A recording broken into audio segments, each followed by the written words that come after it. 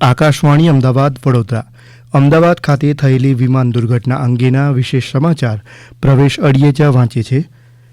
Aircraft accident investigation બ્યુરોની team Air India વિમાન અકસ્માતની તપાસ માટે અમદાવાદ આવી પહોંચી છે. જીવલેણ વિમાન દુર્ઘટનાની તપાસ ચાલુ છે અને આજે આ તપાસમાં મહત્વની સફળતા મળી છે.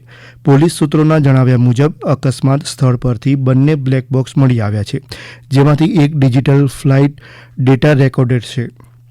અગાઉ ફોરેન્સિક નિષ્ણાતોની ટીમે આજે ઘટના સ્થળની મુલાકાત લઈને વિગતવાર તપાસ હાથ ધરી હતી. દુર્ઘટના પછી આસપાસના વિસ્તારના ઘણા સ્થાનિક રહેવાસીઓ ગુમ થયાના અહેવાલ છે. તેમને શોધવા માટે શોધ કામગીરી હાલમાં ચાલી રહી છે. આ ઘટના સંદર્ભે મેઘાણીનગર પોલીસ સ્ટેશનમાં આકસ્મિક મૃત્યુ માટે એફઆઈઆર પણ દાખલ કરવામાં આવી છે. બીજી તરફ મૃતકોના પરિવારોને 7થી વધુ મૃતદેહ સોંપવામાં આવ્યા છે, જ્યારે 200થી વધુ ડીએનએ નમૂના લેવાયા છે. આ જીવલેણ ઘટનામાં જીવ ગુમાવનાર પ્રવાસીઓના પરિવારજનોની લાગણીને માન આપીને વહીવટી તંત્રએ તમામના મૃતદેહો પર રવિવાર સાંજ સુધીમાં સોંપવાનો નિર્ણય કર્યો છે. સુરતની સિવિલ હોસ્પિટલમાં નર્સિંગ એસોસિએશને અમદાવાદમાં વિમાન દુર્ઘટનામાં જીવ ગુમાવનારા મૃતકોને શ્રદ્ધાંજલિ અર્પણ કરી. એસોસિએશન દ્વારા નવી સિવિલના કિડની બિલ્ડિંગ ખાતે મીણબત્તી હાથમાં રાખીને પ્રાર્થના કરવામાં આવી. વિમાન દુર્ઘટના વખતે ડોક્ટર્સની મેસમાં હાજર ભાવનગરના 2 યુવાન ભાવિ તબીબ વિદ્યાર્થીઓનો આબાદ બચાવ થયો છે. અમદાવાદ મેડિકલ હોસ્ટેલમાં દુર્ઘટના સમયે કેન્ટીનમાં હાજર ભાવનગરના શિવદીપસિંહ ઝાલા ગંભીર રીતે ઇજાગ્રસ્ત થતાં તેમને હોસ્પિટલ દાખલ કરાયા હતા, જ્યાં તેમની હાલત હવે સ્થિર છે. પરિવારજનોને જાણ કરાતા તેઓ અમદાવાદ આવવા રવાના થયા છે. રાજ્ય સરકાર દ્વારા અમદાવાદની વિમાન દુર્ઘટના બાદ યુદ્ધના ધોરણે રાહત અને બચાવ કામગીરી કરવામાં આવી, તેમજ ઝડપથી ઇજાગ્રસ્તોને હોસ્પિટલ ખસેડવામાં આવ્યા.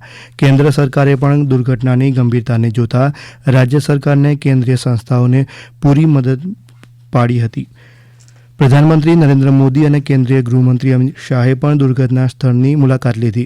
બંને નેતાઓએ ઇજાગ્રસ્તો સાથે પણ મુલાકાત કરી, તેમજ રાજ્ય સરકારને રાહત બચાવ કામગીરી અંગે માર્ગદર્શન આપ્યું.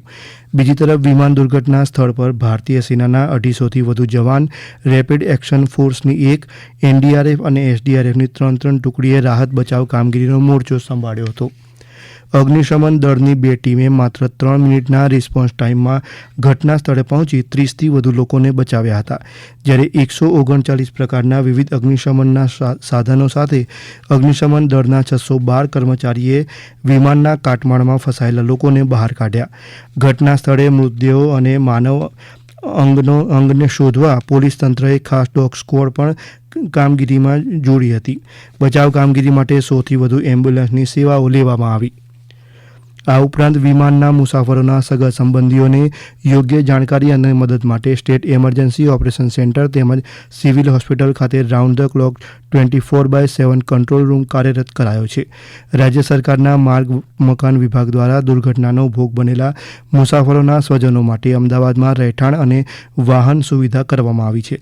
દુર્ઘટના સ્થળની આસપાસના રહેણાંક વિસ્તારના ભોગ બનેલા લોકો પૈકીના 8 વ્યક્તિઓના મૃતદેહોની ઓળખ થતાં તેમના સ્વજનોને સોંપાયા છે.